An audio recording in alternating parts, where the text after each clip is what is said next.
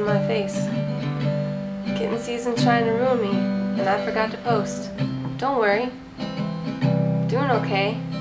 Might not be thriving, barely surviving, but at least they're having fun.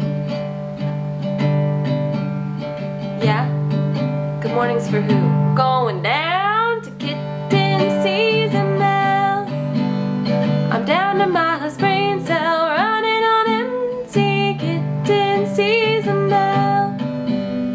You can't take any more than surprise you at your door. Kitten season now. Scream at you to eat, you're a glorified cat tree.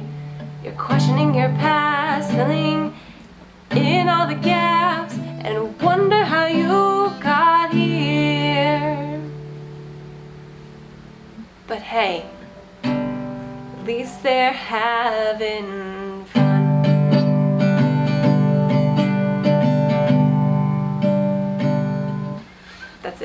That's all. I'm sorry. I can't do anymore. Hello, welcome back to my channel. I'm so sorry about that, but it has literally been all I can sing in my head for the past week. There's a lot of new people here. Welcome. Hello. Happy to have you. Maybe. I don't know. But normally I post a video every week, but this past month has been a lot. There's just been a lot going on, so we're back at it now, and I figured this would be a great time for me to introduce myself to everyone who's new here. And I've gotten a lot of requests for a Meet My Kitties video, so that is what we're gonna do here. But first, who am I? My name is Mary. I live in South Carolina. I'm originally from Colorado. I moved to South Carolina to get my graduate degree. I graduated in 2018 with a doctorate in biology. So if anyone calls me Dr. Mary, that's why. I don't go by that, but you guys call me that, and it's very sweet. And then after I finished grad school, I didn't know what to do, and I started fostering kittens, and one thing led to another. I started a whole nonprofit organization, and then in 2001 I started TikTok. And then in 2001 I started TikTok. And TikTok just kind of exploded, and since then everything has just kind of been growing, and the rescue's been thriving, but that means we're really busy all the time. Okay, that's me in a nutshell. I'm very chaotic, and you probably have already gotten that, but this video is not about me. It's about my cats. Wow, Mama. Mama's a paid actress. I have 7 cats. But a month or so ago, I only had 5 cats, so let's get into it. The first kitty I ever rescued, his name is Mr. Kitty. He is our oldest gentleman. He is about 13, he has kidney disease, and he really just loves to sleep. I consider him the grandpa of the group. He can be a little cranky sometimes, because aren't we all? But he loves the foster kittens. He always gives them some disgusting little baths, but he's just a sweet, wonderful soul. We actually rescued him from our apartment complex that we weren't allowed to have cats, but we had him secretly, and yeah, that's Mr. Kitty. So we had Mr. Kitty, and we brought him here when we moved into this home. Then I started fostering kitties, and the first group of fosters that I had, easy peasy lemon squeezy, they got adopted before they had to go back to the shelter, so I was like, this is great, this is easy. Who says this is hard to give them up? And then I got my second group of kittens. Please enter Shadow and Foof into the chat. Yes, okay, her name is Shadow, she's a black cat. It was my second group of fosters, and give me a break. I got them both in, and Shadow is like my first experience with a kitten where I almost lost her, but by some miracle, because I had no idea what I was doing at the time, I brought her back to life, and she is now terrorizing everyone for eternity. But basically with those two, when it got time for me to adopt them out, I just couldn't imagine them being at the shelter, and I just felt so sad. And plus Shadow likes me, and everyone else is okay, but Shadow likes me, and I just couldn't imagine giving them up, so we adopted them. Now, some fun things about these two. Shadow is a bit of a gargoyle. She will stand on top of the cabinets and stare angrily at everyone. She has a bit of an attitude, like her mom, and she has the most unique scream out of all my cats. Like, most of my other cats will meow. Shadow screams. Yeah, so that's Shadow. She's a sweet girl, but she's a lot. Then there's Foof. Foof is, what is Foof not? Foof is a magical being that just exists. She has no thoughts in her brain. She is a fiend for the butt slaps, and she likes to lay on her back with her little belly just up everywhere, but you cannot touch the belly, but the belly is up there. Did I mention she is a fiend for the butt slaps? That is her 10 out of 10 best experience ever. Okay, so then I had 3 cats, and I was like, 3 cats is good, that's it. Like, we're just gonna foster, we're not gonna adopt anymore. And then Mama entered the chat. You could probably guess why we called her Mama, and that's because she came in with 4 little kittens of her own.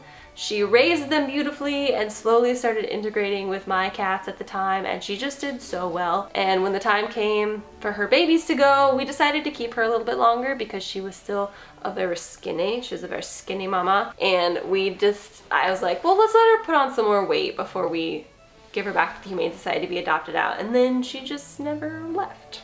I don't know what Mama's past was, but I can tell you probably one of the most endearing things that happened when she was kind of like making this her home is I remember coming downstairs and going into the kitchen, and I don't care where my cats are. My cats can be on top of the counters, they can be on top of the cabinets, they can be in my bed, they can be under my bed. Like, I don't care where my cats are. So I came into the kitchen and she was on the counter, and she looked at me and freaked out and like jumped off and ran off like I was gonna be mad at her. And so I was like, oh Mama, poor Mama. We don't know what happened to her before she came to us. So I went and grabbed her, I put her back on the counter and gave her some love, and everything was just fine. Now Mama has this fun little thing about her where she loves her treats. Mama is a fiend for treats. She will go above and beyond to show you and convince you that she needs treats all the time right now. She likes to stand above the treat cabinet and she'll look at you like this, and then she'll just go like this. She'll like paw at the air, and then you'll come over and you'll try to like pet her, and then she'll like paw your hand down to where the cabinet is so you can open the door so you can get her treats. She's such a wonderful girl too. She's probably like the cuddliest of my original 5. She sleeps with us every night. She's just a wonderful girl. And then we were like, no more, that's it. We're done at 4. And then Bobby Sue entered the chat. So Bobby Sue was a very feral kitten that we got my first year of fostering, and I was like, I got this. I can tame a feral kitten.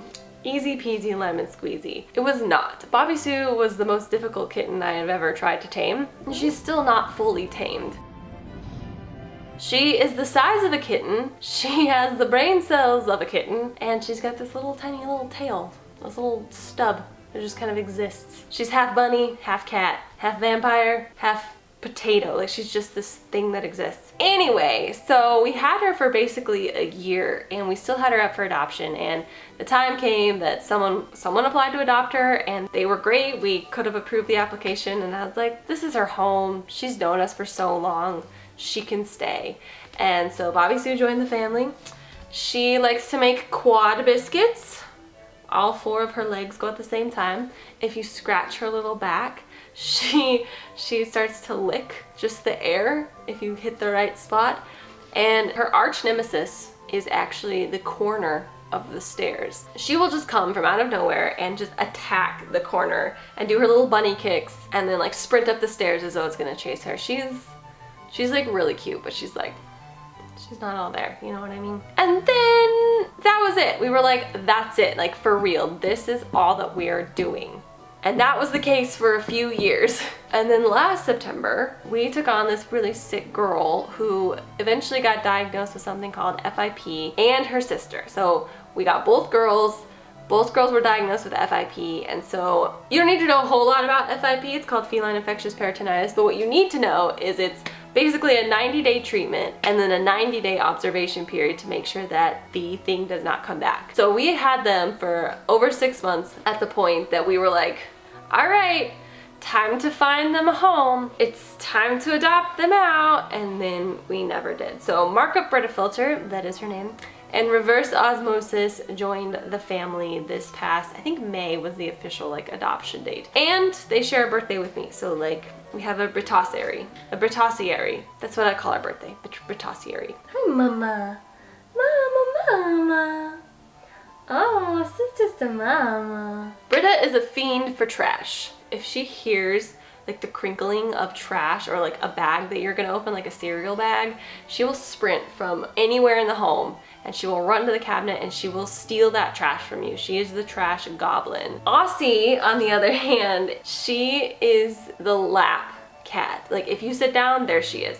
If you lay down, there she is. Like she loves to be in your lap. She's also like the best foster adult cat because she is friends with all the kittens. She'll like usually sniff them once and then hiss at them, but then she's the bestest buds with them. It hasn't been as much of a thing recently, but as she was growing up, she was convinced that I was keeping cats, I think, in my bathtub, specifically in that little like silver whatever it is in the bathtub. She would just stare at that for minutes at a time, just like staring blankly into that thing. She's not the smartest girl, but she is the sweetest girl. I feel like that was a really fast rundown on my cats. If you watch my videos, like you'll see them kind of pop up and their unique personalities, but they're just, those are my girls. And that is a very brief of me, a rundown. Welcome to the chaos. We do a lot of cat things here, and welcome to kitten season hell. I'm down to my last brain cell, running on